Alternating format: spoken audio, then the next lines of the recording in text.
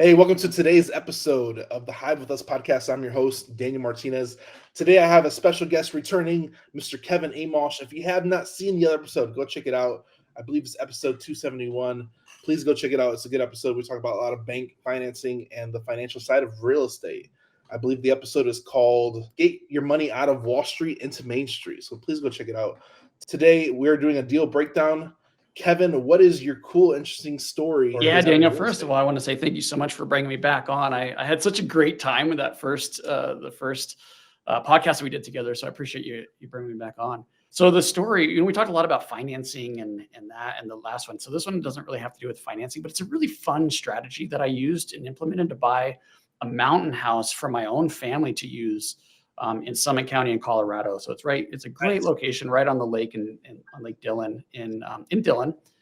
And the way I found this was the trustee. So we're a deed of trust state, which just means that the foreclosure process is through advertisement, and then the trustee of the county can auction the property off and to the highest bidder, and then that could pay off the lender. If there is no higher bidders, the lender gets the property back. So that's kind of how the process on the foreclosure works with a deed of trust state and a trustee. But they publish all of this, right? So I found this property on the trustee's website. And so I knew it was headed into foreclosure. And I did an O&E, owners and encumbrance report. So I wanted to know who owned it, what other liens were in place. I'm trying to figure out what position was foreclosing and how much we could expect for a bid amount and that kind of thing. And what I found was there's a I'm rounding here, $220,000 first mortgage from Wells Fargo. That was the one that was foreclosing. So it was a first mortgage foreclosure. Behind that was a line of credit for $175,000. At least that's what the maximum allowable credit is. A line of credit could be kind of anything. It's like a credit card. You could use it, pay it down, use it, pay it down. So we didn't really know the amount of the debt, but we knew it was recorded for $175,000. And then get this, Daniel. I already love where the story is going because I already know where you're going with this. And I mentioned this on Twitter, but I'm so glad you're covering this. This is such an amazing story. I haven't even heard it. It's so fun.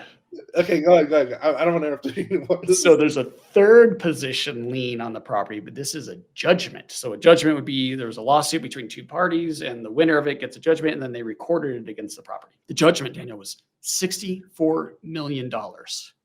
Huge number. And so I'm like, well, there's no redemption rights here because of the way the foreclosure process works is the first forecloses, then the second has 8 days. They could redeem, which means pay off the first, and then they get the house. If there's someone behind them, then they have 8 days after that, and they can pay off the first and the second, and then they would get the house. And it just kind of goes all the way in the order. Colorado has no owner redemption rights. So once it goes to auction, the owner's out. So here we are, $64 million judgment. I'm like, well, maybe I could just rent their redemption rights or buy their redemption rights, or maybe we could partner because I want the house. So I wanted to get into that third position, $64 million. Even if there was any other liens, it doesn't matter because no one's going to redeem a $64 million judgment. Yeah. So that's where I guess in the pecking order, that judgment is where it was all going to end. So that's what was super important to me. So we ended up calling the attorney for the judgment holder, found out it was a $5 million judgment from years ago that just was accruing interest and fees and penalties and all of this. Yeah. Now it's $64 million, but the lawsuit was $5 million. We said, that's too much. Can we lease the rights? Like we want the property. And he said, why don't you just buy the judgment? And we said, well, okay, we take $80,000 and dude, no negotiation. They said yes. They didn't even negotiate. So we wrote it up. I was like, let's get this under contract right now. So we got a $64 million judgment under contract for $80,000. This show is sponsored by HiveMind CRM. It is more than just a CRM. It is a real estate and business mastermind that comes with an all-in-one CRM. You can have unlimited websites and users. You can call, text, RVM, and email all in one user interface. And you can set up custom automations for any type and multiple businesses. 65% of companies start using a CRM system within the first 5 years of business. Once implemented, the HiveMind will save you on marketing, give you more time, and make more money.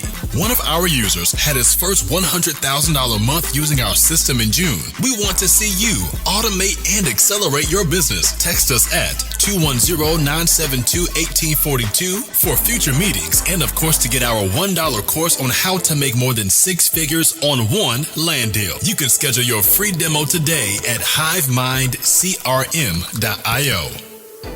Now, that sounds crazy. I'm never going to get the 64 million, right? There's no value in that judgment because the debtor is not collectible. You can't get it. Yeah. But it did put me in the position to read. I was like, dude, home run. It's about a $1.4 million property, maybe a little bit more.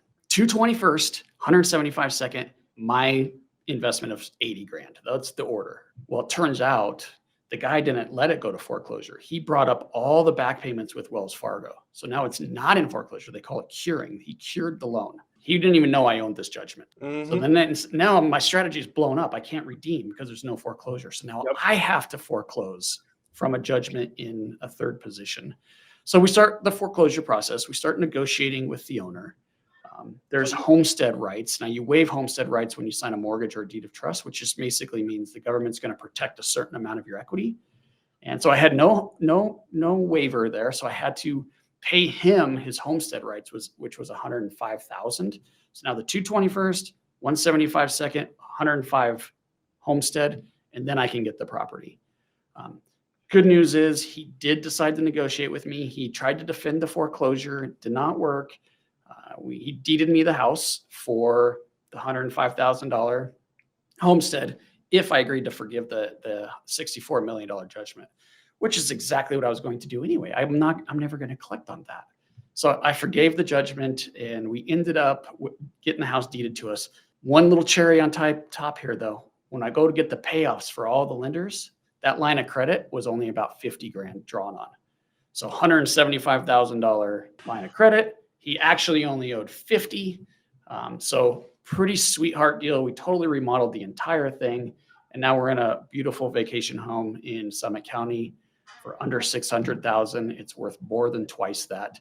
And it's just because we were looking for a deal, right? We looked at the trustees website and we were creative with how we're going to acquire it. So how is that for a deal for your show, Daniel? Amazing. Okay. So there's a lot to unpack there. I know it.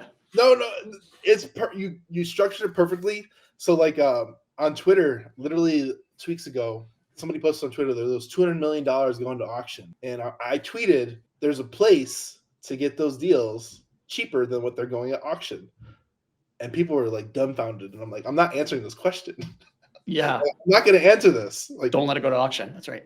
Don't let it go to auction. That's you can pick it up before it goes to auction. And one is talking to the seller, but the other option is hitting the lien holder in the judgments. I knew that, you know that, but the world doesn't know that. So for everybody listening to this episode, you got keys to $1 million problem, probably $1 billion problem. And all you got to do is pay attention to the judgments and find good property that the judgments are cheaper than what the property is worth. And you can come into a windfall of cheap property just by doing extra work. Yeah. If you see anything that's a little out of the ordinary, call someone to help you. Right? That is an amazing story. I did not expect this story to come up in this, but I'm so glad it did. This is perfection right there. That is such an amazing story. Congratulations on your dream house, probably. Yeah, it's beautiful. I love it. In the mountains that you we're using it. We're going to rent it out in the summer because our kids are in like soccer and lacrosse, and we're in tournaments every weekend. But in the winter, we're up there every weekend. I'm gonna have to. Can I stay in there? Sure. Come on. I'm invited. I'm passing through Denver in May. I need a couple weeks. Yeah, email me. We'll get that set up. This is so amazing. I love real estate. I love podcasting. I love everything that contributes to this amazing story. That is, Kevin, thank you so much for that story. Like as soon as I'm like, he's going where I think he's going. This is amazing. It's priceless. Priceless. Real estate is such a fascinating asset class, and I hope you learn more about it daily. I hope you learned a lot from this episode. Thank you, Kevin, for sharing that story with me. I am so glad you did. I think there'll be a lot of people that are happy you did too, but that is so cool, man. Where can people find you online? I got pinefinancialgroup.com. Yeah. Thank you so much again, Daniel, for having me on. I had such a great time with you again, sharing that story. It's a fun story. I'm proud of that, and I like sharing that. So I appreciate you. People can find me at pinefinancialgroup.com. If you're interested in more stories like that or more strategies like that, how to buy properties, no money down, how to find deals that are not in the MLS, any of that, you can get all that information at YouTube, right? youtube.com/pinefinancial. There you go. I hope you enjoyed this episode. I know I did. Please go share with a friend. Please blow this episode up. I think it deserves it after this. I think everybody listening to this better share it with a friend, at least one person, because this is some good information out there that is 100% fact. 100% factual information. So you're not getting that everywhere you go. So please go share it, subscribe, share it with a friend, leave a review, do all that stuff you know how to do. We'll see you on the next episode, guys. We'll see you next time. Thanks for joining in. We'll see you. Have a good day, guys. Thanks for watching this YouTube video. We hope you found value. Please like, subscribe, and hit the bell to watch more videos just like this one.